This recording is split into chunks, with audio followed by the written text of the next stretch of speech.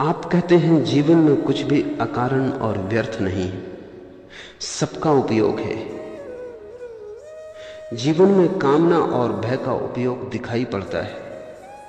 क्या बताने की कृपा करेंगे कि वैसे ही ईर्ष्या, द्वेष और घृणा का क्या उपयोग है?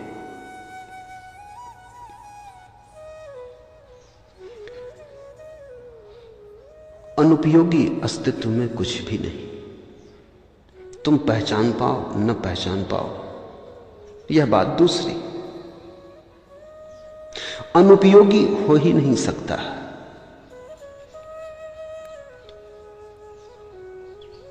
उपयोगी ही हो सकता है। सारा अस्तित्व जुड़ा है। हर चीज दूसरी चीज से उलझी है, बंधी है, अलग अलग नहीं। और दुर्घटना तो होती ही नहीं। जो भी होता है उसकी कोई गहन संगति है। इसलिए अगर तुम्हें कभी ऐसा लगता हो कि कोई बात ऐसी है जिसका कोई उपयोग नहीं दिखाई पड़ता, तो समझना कि तुम कहीं भूल पर हो और थोड़ा गहरे खोजना। क्षमा शोभती उस भुजंग को जिसके पास गरल हो। उसको क्या जो दंतहीन, विषरहित, विनीत, सरल है। अगर क्रोध न हो, करुणा की सब शोभा ही नष्ट हो जाए। अगर अंधेरी रात हो तो ही सुबह का आनंद है।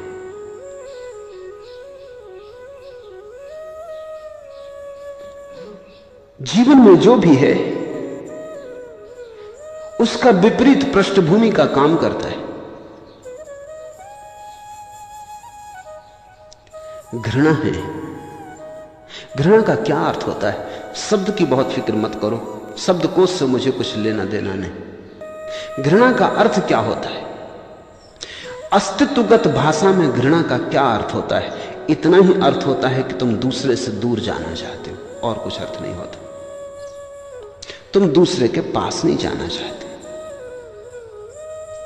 विकर्षण, तुम दूसरे से हटना चाहते हो, दूर हटना चाहते हो। एक अर्थ, अगर दूसरे से दूर हटने की यह संभावना ना हो तो प्रेम की संभावना समाप्त हो जाएगी। जब तुम सारे संसार से दूर हटते हो तब कहीं तुम एक व्यक्ति के पास पहुंच पाते हो। सोचो कि घृणा समाप्त हो जाए, उसके साथ ही प्रेम भी समाप्त हो जाए। तो घृणा प्रेम के लिए सीढ़ी। हां, अगर तुम घृणा पर ही रुक गए तो चूक हो गई, वो तुम्हारी गलती है। उससे घृणा का कोई लेना देना नहीं। घृणा कुल इतनी कहती है कि किसी से दूर होने का मन होता है।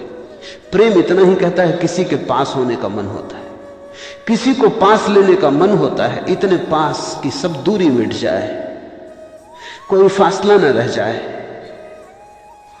कोई चीज बाधा न बने, कोई अंतराल न रह जाए। ऐसी कामना प्रेम है।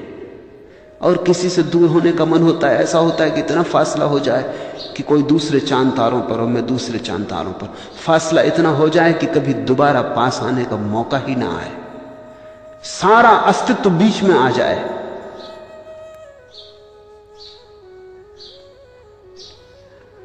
ये तो पास आने का ही हिस्सा हुआ।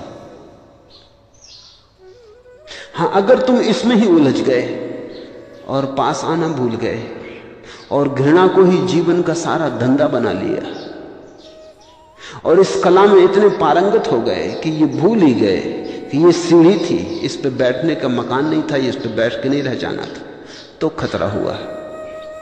अगर तुम्हें याद रहा तो तुम पाओगे कि शत्रुता भी मित्रता के लिए अनिवार्य सीढ़ी है और घृणा प्रेम की अनिवार्य पृष्ठभूमि है। और जिस दिन तुम प्रेम के सुगंध को, सुवास को उपलब्ध होगे, उस दिन तुम ऐसा अनुभव न करोगे कि घृणा का कोई उपयोग न था। उस दिन तुम घृणा के प्रति भी अनुग्रह का भाव अनुभव करोगे। उपयोग करना सीखो, जहर भी औषधि बन जाता है। और ऐसे तो औषधि भी जहर हो सकती। निर्भर करता है कैसे तुम उपयोग करते हो, कितनी तुम्हारी समझ, कितनी पहनी दृष्टि से तुम जीवन को देखते हो। तो घृणा का एक तो अर्थ है दूर होने की आकांक्षा, किसी से दूर होने की आकांक्षा। घृणा का दूसरा अर्थ है किसी को नष्ट करने की आकांक्षा। जिससे तुम घृणा करते हो उसका तुम विनाश करना चाहते हो। यह भी सृजन का अनिवार्य हिस्सा है, क्योंकि जिससे तुम प्रेम करते हो उसे तुम शाश्वतता देना चाहते हो, अमरत्व देना चाहते हो। जिससे तुम प्रेम करते हो उसे तुम सब तरह से निर्माण देना चाहते हो, उसे तुम ऐसा बनाना चाहते हो उस जैसा कोई दूसरा ना हो। प्रेम में तुम्हारी सृजनात्मकता जगती है और घृणा में तुम्हारा विध्वंस जगता है। दोनों जरूरी, क्योंकि किसी भी महत्वपूर्ण निर्माण में, किसी भी बड़े सृजन में विध्वंस का उपयोग करना पड़ेगा। एक नया मकान बनाना हो, पुराना गिराना पड़ता है। नए के निर्माण के लिए पुराने का विध्वंस करना पड़ता है। अगर किसी को स्वास्थ्य देना हो तो बीमारी का विनाश करना पड़ता है। अब सवाल यह है कि कैसा तुम उपयोग करोगे। तुम्हें अगर समझ हो तो तुम विध्वंस की धारणा का भी उपयोग निर्माण में कर सकते हो, सृजन में कर सकते हो। और अगर तुम पागल हो जाओ तो तुम निर्माण की क्षमता का उपयोग भी विध्वंस के लिए कर सकते हो, जैसा कि हो रहा है। लोग एटम बम बनाते, बड़ा महत्वपूर्ण सृजन है, लेकिन बनाते इसलिए कि दुनिया को नष्ट कर दें। ऐसा लग रहा है कि लोगों ने सृजन की क्षमता को विनाश की तरफ सेवा में लगा दिया है।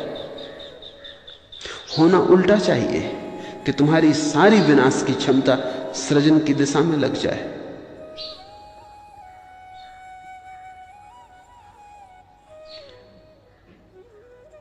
अस्तित्व में तो सभी सार्थक है। तुम्हारी समझ अगर अधूरी हो, अंधी हो, भूल चूक भरी हो तो बड़ी चूक हो जाएंगी। ऐसा ही ईर्ष्या और द्वेष के साथ है। ईर्ष्या का क्या अर्थ होता है? इसका अर्थ होता है कि किसी के पास है और मेरे पास नहीं।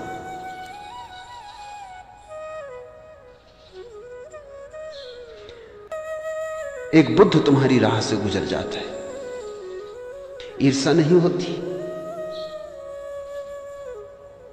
होनी चाहिए, और तब ईर्ष्या शुभ हो जाएगी। प्राण ईर्ष्या से नहीं भर जाते, भरने चाहिए। कोई बुद्ध हो गया,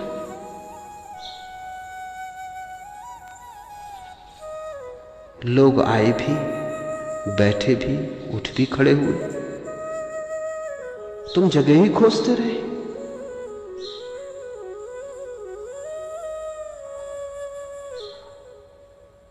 वसंत आया भी गया भी, तुम सोचते ही रहे कहां आसियां बने कहां न बने।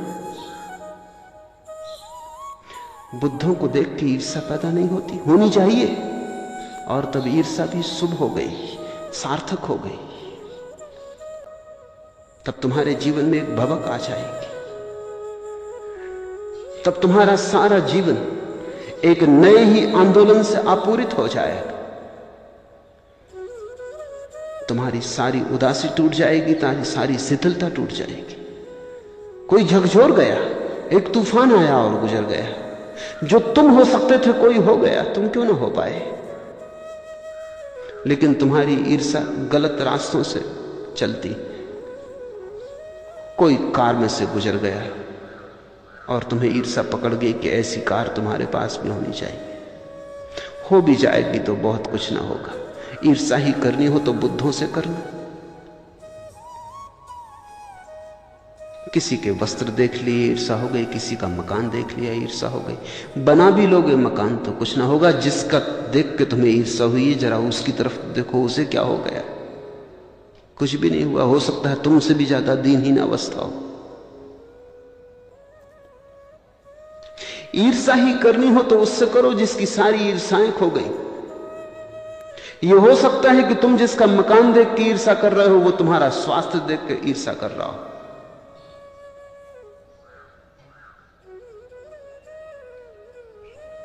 सम्राट भी ईर्षा से भर जाते। मैंने सुना है एक सम्राट का हाथी निकलता था और एक जवान आदमी ने, जो एक फकीर था और एक मजार पे लेटा रहता था,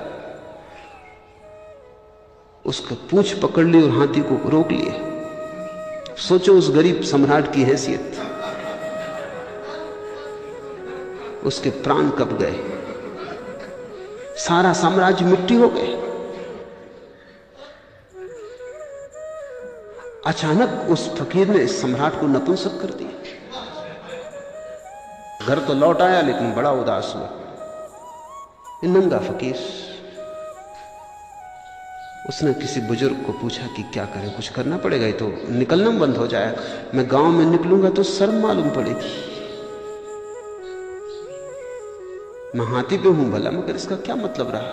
कोई आदमी पूंछ पकड़ ले हाथी की, हाथी ना सरक सके, हम ऊपर अटके रह गए। महाबत कुछ ना कर पाया।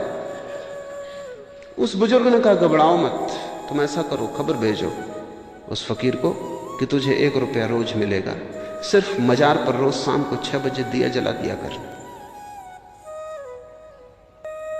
फकीर ने सोचा ये तो अच्छा ही है, अभी मांग के खाना पड़ता था, ये झंझटी मिट्टी मांग के खाने की। 1 रुपया मिल जाएगा। उन दोनों 1 रुपया बड़ी बात थी, जागीर थी। 1 रुपया तो 1 महीने के लिए काफी था। सुन गए तो बड़ी सौभाग्य हो गए। और कुल काम इतना है कि 6 बजे दिया जला देना, उसी मजार पे तो पड़े ही रहते हैं, तो उसमें झंझटी क्या, उठ के जला देंगे। महीने भर बाद उस बुजुर्ग ने कहा, तुम फिर निकलना हाथी पर, महीने भर मत निकलो। महीने भर बाद निकला सम्राट। उस फकीर ने फिर पूंछ पकड़ी लेकिन घिसट गया। सम्राट हैरान हुआ। उस बुजुर्ग से ईर्षा हुई उसे अब कि यह आदमी बड़ा अद्भुत जानकार है। न देखा इस आदमी को, न गया, बस बैठे बैठे इतनी बात बता दी, वो कारगर हो गई। पूछा कि कैसे ये हुआ? उसने कहा, सीधी सी बात है, बेफिक्री उसकी मस्ती है, उसकी ताकत है। जरा सी फिक्र पैदा कर दी, मारा गया। अब फिक्र लगी रहती है उसको, दिन में 2-4 दफे देख लेता है घड़ियाल की तरफ, घंटा घर की, 6 तो नहीं बज गए, क्योंकि चूक जाए, कहीं भूल जाए। कभी समय की फिक्र ना की थी, बेसमय जिया था। जरा सी फिक्र डाल दी, 24 घंटे खटका बना रहता है। रात में सोता है तो भी खटका बना रहता है कि 6 बजे जला देना है, 1 रुपया मिलना है। और रुपए मिलने लगे तो गिनती करने लगा, जोड़ने लगा कि 1 रुपये में तो महीने का काम हो जाएगा, बाकी तो 29 रुपये बच जाएंगे। साल में कितने होंगे, 10 साल में कितने होंगे, महल बना लूंगा। पहले शांति से सोया रहता था, सपने भी ना आते थे, अब बड़े सपने आने लगे। मार दिया जरा सी तरकीब से। सम्राट भी ईर्षालु हो जाता है। ईर्षा ही करनी हो तो उनकी करना जिनकी सारी ईर्षा खो गई। मगर ईर्षा में कुछ बुरा नहीं। गलत की ईर्षा मत करना, क्योंकि गलत की ईर्षा करोगे तो गलत ही हो जाओगे। शुभ की ईर्षा करना, मंगल की ईर्षा करना, तो जिसकी ईर्षा करोगे उसी तरफ यात्रा शुरू हो जाती। ईर्षा तो दिशा सूचक है, कहां जाना चाहते हो, क्या होना चाहते हो।